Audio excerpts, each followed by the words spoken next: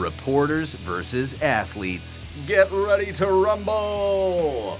Reporters are known to annoy, irk, and ask the tough questions. For some athletes, it can become too much to handle, leading to crazy blow-ups, annoyances, and a whole lot of broken equipment. See some of the NFL, NBA, and MLB's best let their anger get the best of them as they take it out on the press. Before you watch, click subscribe. You'll join our notification squad and be the first to know of new content. Mike Tyson doesn't like the questions. Mike Tyson pulls no punches in the ring, and he pulls no punches when he's giving an interview. The former boxing champion has gone off the rails multiple times during interviews, and the same thing happened when getting interviewed by a local UPN news affiliate. After spending 19 months out of the ring, Tyson must have had some interview rust, along with the ring rust leading up to his bout against Francois Botha back in 1999. Tyson lets out a few swears out the gate, doesn't let the interviewer get through many of his questions, and seems pretty pissed off the whole time. He comes off abrasive, annoyed, and is especially angry when the reporter brings up Evander Holyfield. When the reporter asks him to tone down his language, Tyson not only increases it, but he begins aiming his verbal attack right at the reporter. Thankfully, the interview was held via satellite, or else it could have gone even worse for the reporter as he questioned Tyson's rage in the ring. All of that rage may have made for an awkward interview, but it helped Tyson get a round 5 knockout victory against Francois just days later. Jim Everett attacks Jim Rome. One of the most criticized positions in the NFL is the quarterback. Every move is analyzed, players' careers can end suddenly, and sportscasters are constantly trying to rank to see who the best quarterbacks are in the league. This is the type of criticism that Jim Everett had to deal with during his lengthy NFL career. Everett is best known for his phantom sack, a play that saw him drop to the ground in fear after getting sacked so many times previously. Because of this, ESPN personality Jim Rome began referring to him as Chris instead of Jim. For most people, that would seem harmless, but Rome did this in reference to Chris Everett, a female tennis player. When Everett got the chance to go on Rome's show in 1994, he bit at the opportunity to confront the man who talked so much trash. Rome kept at it, calling him Chris so many times that Everett flipped the table, launched at Rome, and knocked him off the stage. Another crew member had to come in to help break the two up. Rome ended up leaving ESPN shortly after this, but returned years later with his own show and the same harsh opinions on players. Dennis Rodman's big kick.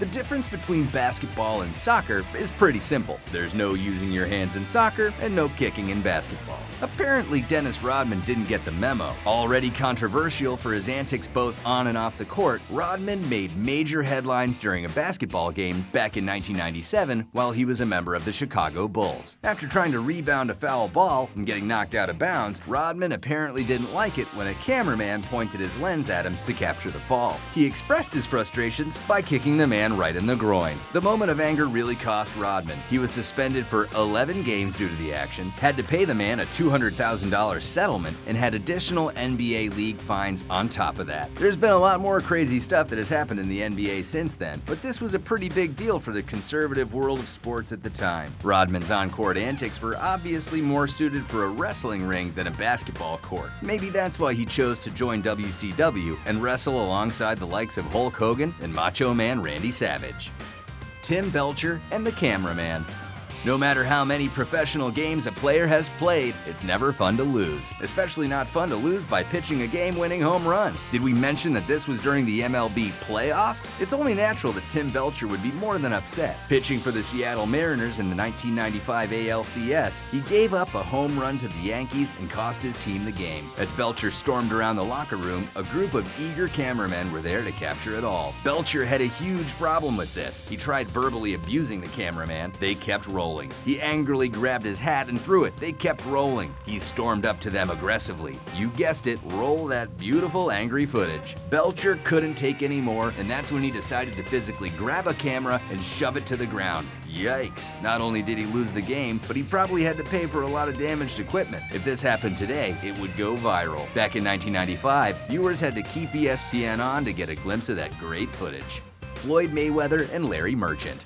Floyd Mayweather didn't become known as one of the most notorious boxers in the sport's history for no reason. Sure, he has crazy skills in the ring, but one of his biggest knockout victories was actually one of the most debated in the boxing world. Back in 2011, Mayweather had a huge match against Victor Ortiz. In the middle of the fourth round, Ortiz got a little dirty by delivering a headbutt to Mayweather's jaw. After trying to hug it out, Mayweather delivered 2 legal shots to Ortiz's skull, knocking him out and winning the bout just as the fourth round ended. Many people saw Mayweather's move as dirty, and HBO boxing reporter Larry Merchant tried to call him out on it. Mayweather felt good about his victory and wasn't letting Merchant drag him down. After dealing with question after question, the boxer finally snapped and went into a tirade about how bad Merchant was and that HBO should fire him. Merchant didn't back down though. He claimed that if he was 50 years younger, he would have punched Mayweather right in the ring. Wow, now that would have been a fun fight to see. As crazy as the fight finish was, the post-match interview was even more bonkers.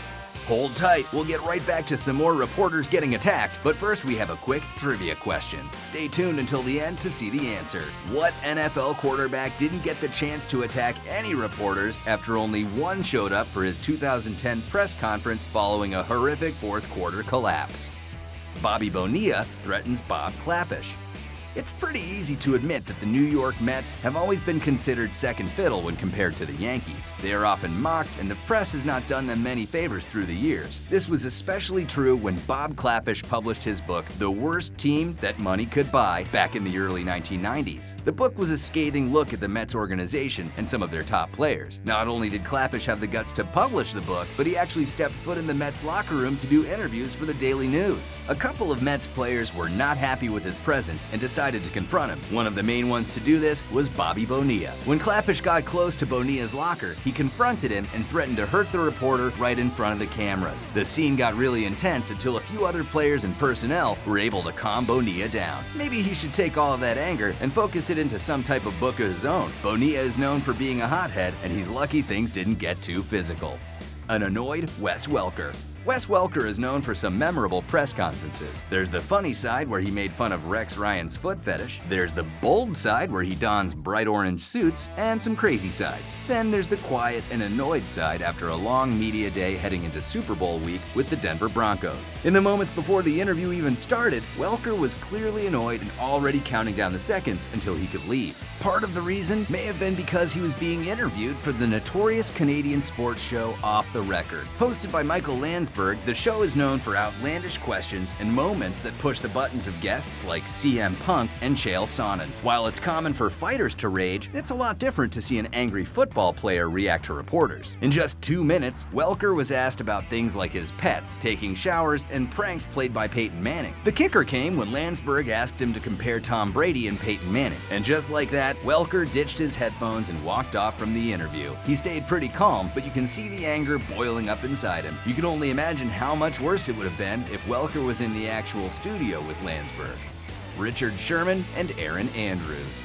The post-game interview in an NFL game is usually filled with a brief analysis, thanking of teammates, and a nod to some family or friends back home. This is probably what Erin Andrews expected for her post-game chat with Seattle Seahawks player Richard Sherman. The results were anything but normal. Sherman decided to take the opportunity to rant about Michael Crabtree and brag about how he's the best defensive player in the game. Sherman's tone and attitude confused Andrews, as she thought Sherman was directing his anger directly at her. The results were an absurd interview that became an even bigger focal point than the playoff game. While Andrews had to stand there and deal with the obnoxious Sherman, it benefited for both of them. Sherman became an even more well-known star, and Andrews ended up getting a lot more gigs other than her NFL duties. She's now a co-host on Dancing with the Stars, where she must interview and deal with a lot more obscure people than Sherman. Sherman's role in the interview led to multiple commercials and endorsements thanks to his loud mouth. For fans watching live, it really showcased how intense the emotions can get in an NFL game.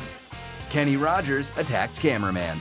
Texas Rangers pitcher Kenny Rogers was always able to put some heat on the ball, and apparently he could apply the same speed and force with his punches as well. The left-hander got into a confrontation with several cameramen back in 2005 during a pre-game warm-up session. It ended up being a lot more than just a verbal argument. Rogers went after 2 different men at the same time. He shoved the men, knocked the cameras out of their hands, and then kicked one of the cameras that fell to the ground. There was seemingly no explanation as to why the attack began. One of the cameramen was so injured that he had to be transported reported to the hospital wearing a neck brace. As a result of the attack, Rodgers was suspended for 13 games, charged with assault, and fined $50,000 from the MLB. That amount doesn't include the money that he settled for with the injured cameraman. The undisclosed amount was settled out of court. Along with the suspension, Rodgers was also forced to attend counseling for his anger management. Like the singer with the same name, Kenny should have known when to fold him and tried to walk away from this costly confrontation. Deion Sanders' ice attack. Long before the Ice Bucket Challenge was a thing, Deion Sanders was attempting to make his own trend back in the MLB locker rooms. It was 1992 and Sanders was making history by playing in both an NFL game and MLB game within the same day. As a part of the Atlanta Braves, Sanders helped his teammates clinch the NL pennant with a huge Game 7 victory. While Sanders should have been celebrating or getting some extra rest, he decided to turn his focus to reporter Tim McCarver. McCarver openly criticized Sanders for playing in both games and said that it was flat out wrong. Sanders was insulted by his comments and decided to get him back by gathering large buckets of ice water. He doused McCarver in the middle of the locker room, went back to get more ice water, and did the same thing again. The whole moment was captured by multiple cameras attempting to record the winning team's celebration. McCarver was visibly upset at the whole incident and said, "You're a real man, Deion," after getting splashed the second time. The Braves ended up losing the World Series in the following weeks, so maybe Sanders should have saved some of his strength and energy during this time. Thanks for watching. Now let's see if you got the trivia answer correct. Eli Manning appeared at an empty press conference in 2010. None of the press showed up after the Giants blew a 21-point fourth quarter lead against the visiting Philadelphia Eagles. Wow, there you have it. What moment do you think was the craziest? Are there any that we missed? What athlete do you think will have a moment like this next? Let us know in the comment section below. Don't forget to like this video, share it, and subscribe to The Sportster on YouTube so you can stay up to date with our awesome videos.